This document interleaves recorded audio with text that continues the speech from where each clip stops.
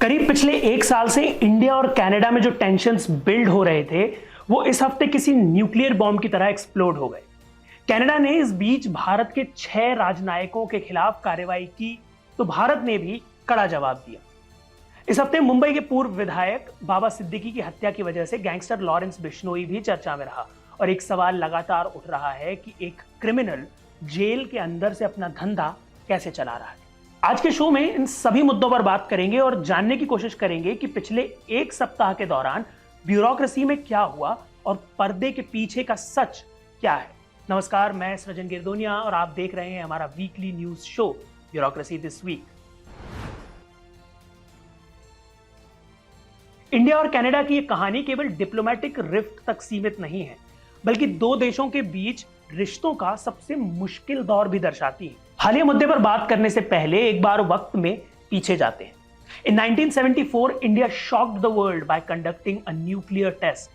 Canada ने इस move का विरोध किया था। कनाडा ने भारत पर आरोप लगाया कि उसने एक कनेडियन रिएक्टर से प्लूटोनियम निकाला, जो कि केवल शांतिपूर्ण उपयोग के लिए उपहार के तौर पर दिया गया था। After this incident, the diplomatic relations between the two nations had gone quite cold. Canada ने इंडिया के न्यूक्लियर प्रोग्राम के लिए अपना सपोर्ट भी विथड्रॉ कर लिया। हालांकि तब भी दोनों देशों ने अपने टॉप डिप्लोमेट्स को एक्सपेल नहीं किया था, जैसा कि उन्होंने इस सोमवार को किया, जब पिछले साल कनाडा में स्थित सिख सेपरेटिस्ट लीडर हरदीप सिंह निज्जर की हत्या को लेकर विवाद बढ़ गया। भारत ने निज्जर को एक आतंकवादी करार दिया था। कनाडा का दावा है कि निज्जर की हत्या के पीछे भारतीय एजेंसीज का हाथ है। आइए आज इस बेहद महत्वपूर्ण और पेचीदा मुद्दे पर बात करते हैं। भारत और कनाडा के रिश्ते इन दिनों अपने सबसे निचले स्तर पर हैं। हालात इतने खराब हो चुके हैं कि दोनों देशों ने एक दूसरे के टॉप डिप्लोमेट्स को एक्सपेल कर दिया है। यह विवाद तब और गहरा गया जब कनाडा ने खालिस्तानी अलगाववादी हरदीप सिंह निज्जर की हत्या में भारतीय एजेंट्स के शामिल होने का आरोप लगाया। कनाडा के प्रधानमंत्री जस्टिन ट्रूडो ने दावा किया कि उनके पास इस हत्या में भारत का हाथ होने के सबूत हैं। इसके बाद कनाडा ने Indian high commissioner Sanjay Kumar Verma और 5 अन्य भारतीय राजनयिकों को पर्सन ऑफ इंटरेस्ट यानी संदिग्ध बताया, लेकिन भारत ने इन आरोपों को पूरी तरह से खारिज कर दिया और इसे हास्यास्पद या प्रोपोस्टरस और राजनीतिक रूप से प्रेरित बताया। भारत ने भी जवाबी कार्रवाई करते हुए कनाडा के 6 राजनयिकों को निष्कासित कर दिया। अमेरिका, ऑस्ट्रेलिया, न्यूजीलैंड सहित कई देशों ने कनाडा का परोक्ष समर्थन कर इस विवाद को और हवा दे दी। अब आइए जानते हैं कौन है संजय कुमार वर्मा, जिनका नाम इस पूरे विवाद में सुर्खियों में है। संजय कुमार वर्मा बिहार के रहने वाले हैं और 1988 बैच के इंडियन फॉरेन सर्विस ऑफिसर हैं। उनका जन्म 28 जुलाई 1965 को हुआ और उन्होंने अपनी शिक्षा पटना विश्वविद्यालय और IIT दिल्ली से पूरी की, जहां उन्होंने फिजिक्स में पोस्ट ग्रेजुएशन किया। वर्मा का 3 दशकों से भी लंबा राजनयिक करियर बेहद शानदार रहा है। उन्होंने जापान और सूडान में भारत के राजदूत के रूप में सेवा दी है। साथ ही इटली, टर्की, वियतनाम और चाइना में भी महत्वपूर्ण पदों पर रहे हैं। वे सिर्फ हिंदी और अंग्रेजी ही नहीं बल्कि मैंडरिन में भी फ्लुएंट हैं, जो उन्हें अंतर्राष्ट्रीय कूटनीति में एक और मजबूत पहचान देता है। सितंबर 2022 में संजय कुमार वर्मा को कनाडा में भारत का उच्चायुक्त नियुक्त किया गया और तब से ही वे भारत कनाडा संबंधों को मजबूत करने में महत्वपूर्ण भूमिका निभा रहे थे। उनके खिलाफ कभी कोई बड़ा विवाद नहीं रहा, लेकिन आज वे एक वैश्विक कूटनीतिक तूफान के केंद्र में हैं। कनाडा के आरोपों पर भारत की प्रतिक्रिया बेहद सख्त रही है। विदेश मंत्रालय ने इन आरोपों को बेतुका बताते हुए पूरी तरह से खारिज कर दिया। भारत का कहना है कि कनाडा सरकार खालिस्तानी अलगाववादियों को पनाह दे रही है और उनके द्वारा किए गए कृत्यों पर आंखें मूंद रखी है। भारत का यह भी आरोप है कि जस्टिन ट्रूडो की सरकार अपने वोट बैंक के लिए इस मुद्दे को हवा दे रही है, खासकर कनाडा में बड़ी सिख आबादी के चलते। यही कारण है कि भारत ने अपने उच्चायुक्त और अन्य राजनयिकों को वापस बुला लिया है और कनाडा के राजनयिकों को भी निष्कासित कर दिया है। दोनों देशों के बीच ये तनाव केवल राजनीतिक या कूटनीतिक नहीं है, बल्कि इसका सीधा असर लोगों के जीवन पर पड़ रहा है। भारत ने कनाडा में वीजा सेवाओं को निलंबित कर दिया, जिसका असर उन भारतीय नागरिकों पर पड़ रहा है जो कनाडा में रह रहे हैं या वहां जाने की योजना बना रहे थे। There's one other question. How is Indian action impacting Canadian visa? Or is it impacting those Canadians as well who wanted to come to India? तो ये थी भारत और कनाडा के बीच चल रहे कूटनीतिक विवाद की कहानी। दोनों देशों के बीच ये दरार शायद इतनी आसानी से नहीं भरेगी। इस विवाद से यह साफ है कि अंतर्राष्ट्रीय राजनीति में डिप्लोमेटिक बैलेंस बनाए रखना कितना जरूरी है और कैसे एक घटना दो देशों के बीच रिश्तों को प्रभावित कर सकती है। अब आगे बढ़ते हैं इस हफ्ते की अगली बड़ी खबर की तरफ। मुंबई शहर के एक व्यस्त इलाके में शनिवार रात एक लोकप्रिय राजनेता की हत्या ने पूरे देश को हिलाकर रख दिया है। 66 वर्षीय बाबा जियाउद्दीन सिद्दीकी को शनिवार रात उनके बेटे जीशान सिद्दीकी के ऑफिस से निकलते समय उनकी कार के पास गोली मारी गई। बाद में अस्पताल में उनकी मौत हो गई। सिद्दीकी महाराष्ट्र की सत्तारूढ़ गठबंधन सरकार के प्रभावशाली नेता थे। उनकी हत्या ने राजनीतिक आरोप प्रत्यारोप का सिलसिला शुरू कर दिया है। हत्या का मकसद अभी तक साफ नहीं है, लेकिन कई लोगों के लिए इस घटना ने 1990 के दशक की यादें ताजा करती हैं, जब मुंबई का अंडरवर्ल्ड पॉलिटिशियंस और फिल्म स्टार्स को अक्सर निशाना बनाया करता था। पुलिस ने अब तक 3 लोगों को गिरफ्तार किया है और उनका कहना है कि इस मामले में जांच जारी है। हालांकि पुलिस ने इसकी पुष्टि नहीं की है, लेकिन कई सूत्रों के हवाले से जारी की गई मीडिया रिपोर्ट्स ने गिरफ्तार किए गए लोगों को कुख्यात बिश्नोई गैंग से जोड़ा है। बिश्नोई गैंग का लीडर लॉरेंस बिश्नोई कई संगीन मामलों में आरोपी है और इस वक्त वो गुजरात की साबरमती हाई सिक्योरिटी जेल में बंद है। गोलीबारी के कुछ घंटों के भीतर ही खुद को गैंग का सदस्य बताने वाला एक व्यक्ति फेसबुक पर आया और उसने दावा किया कि सिद्दीकी की हत्या के पीछे उसका ही हाथ था। पुलिस ने अभी तक इस पोस्ट की ऑथेंटिसिटी कंफर्म नहीं की है। हालांकि बिश्नोई 2015 से जेल में है, फिर भी वह अक्सर खबरों में बना रहता है।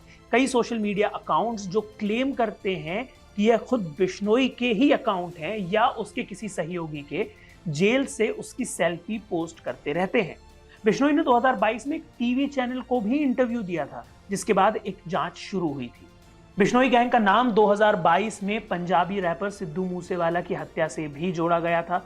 अप्रैल में पुलिस ने अभिनेता सलमान खान के मुंबई स्थित अपार्टमेंट के बाहर फायरिंग करने के आरोप में गैंग के 2 सदस्यों को गिरफ्तार किया था। यही नहीं, सोमवार को कनाडा की पुलिस कनाडा में हुई कई मौतों के तार भी बिश्नोई गैंग से जोड़ रही है। इस मामले में सवाल यह उठता है कि क्या बाबा सिद्दीकी की मौत में लॉरेंस बिश्नोई का हाथ है? अगर है तो उसका कारण क्या है? इसका मास्टरमाइंड भी वही है या उसने सिर्फ कॉन्ट्रैक्ट किलिंग की? और सवाल तो सिस्टम और सरकारों पर भी उठता है कि आखिर एक अपराधी जो एक हाई सिक्योरिटी प्रिजन में कैद है, वो अपना जुर्म का धंधा कैसे हैंडल कर रहा है? कैसे वो भारत से लेकर कनाडा तक किसी से भी बात कर सकता है? क्या इसमें सरकार की भी मिलीभगत है? यही जानने के लिए हमने बात की पूर्व आईपीएस अधिकारी यशोवर्धन झा आजाद से। क्या ऐसी गतिविधियां जेल से हो सकती हैं? तो हो सकती हैं। कितने ऐसे माफिया हैं जो जेल से ही काम अपना करते थे और उसका कारण ये था कि जेल के लोग या डरे रहते हैं या मिले रहते, या पैसे के चलते या भय के चलते। ये 2 चीज़ें काम करती है। लेकिन हाँ, इतना ज़रूर है, अगर कोई जूम पे बात कर रहा है और जेल में रहकर, तो ये बहुत ही खतरनाक सिग्नल है, ये गलत चीज़ है और इसे तत्काल बंद किया जा सकता है और बंद करना भी चाहिए। ऐसे कई अधिकारी हैं जो झुक जाते हैं, जो और उनके चलते ये जितने भी इस तरह के कैदी आते हैं, और ऐसे कैदी जब आते हैं जेल में तो सारे जो कैदी हैं वो भी इनके शिष्य बन जाते हैं, क्योंकि भय से, क्योंकि एक बहुत बड़ा अगर कोई क्रिमिनल आता है तो उसके नाम से लोग डरते भी हैं और सोचते हैं कुछ फ़ायदा भी हो सकता है। ये भी कारण है। हाँ, बिश्नोई ने जो एक्सटॉर्शन का थ्रेट जो दिया है, हो सकता है वो जेन्युइन हो, लेकिन उसके पीछे पड़ के और उसके किसी दोस्त को मारना, जबकि अगर किसी को मारना ही है इतना सीरियस, तो आप उनके रिलेटिव को मार सकते हैं। कितने उनके रिलेटिव घूम रहे हैं, तो इसलिए ये हो भी सकता है, नहीं भी हो सकता है। मेरे ख्याल से इसके कोई औपचारिक न तो इसके बारे में कोई जानकारी आई है और न इसके बारे में कोई अधिकृत जानकारी हमारे पास है। तो ये बात तो साफ है कि लॉरेंस बिश्नोई जैसे गैंगस्टर को जेल में रहकर अपना कारोबार चलाने के लिए अथॉरिटी का सपोर्ट होना जरूरी है। अब देखना यह है कि क्या इस पर कोई जांच होगी कि किसके सपोर्ट के साथ बिश्नोई बेधड़क अपने कारनामों को जेल से ही अंजाम दे रहा है।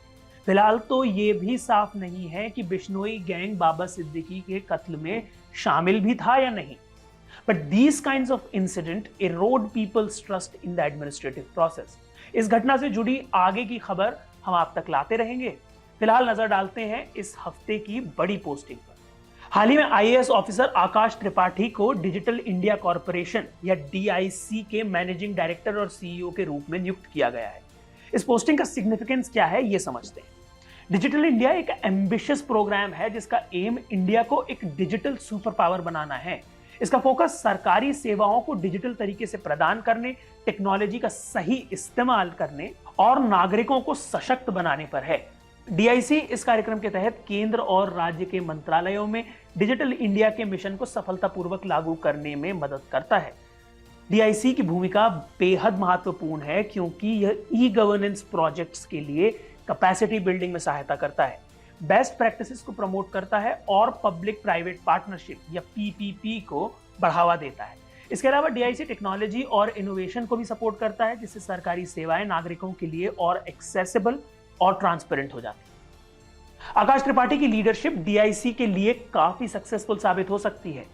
उनके पास माईगव के सीईओ के रूप में पहले से ही काफी अनुभव है जिससे वे इस नई भूमिका में सफलता प्राप्त कर सकते हैं।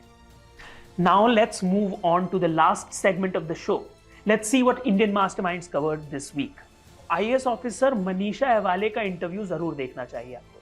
She sheds light on her UPSC journey and it's fascinating. इसके अलावा इंडिया के newly appointed cabinet secretary doctor TV Somanathan की स्टोरी भी जरूर देखें। You will find all these links in the description. इस हफ्ते की ब्यूरोक्रेसी दिस वीक में इतना ही। If you found this video informative then do give it a like and share it with your friends. What other stories would you like us to cover? Do let us know in the comments. I am Srajan Girdonia. You are watching Indian Masterminds. Thank you for watching.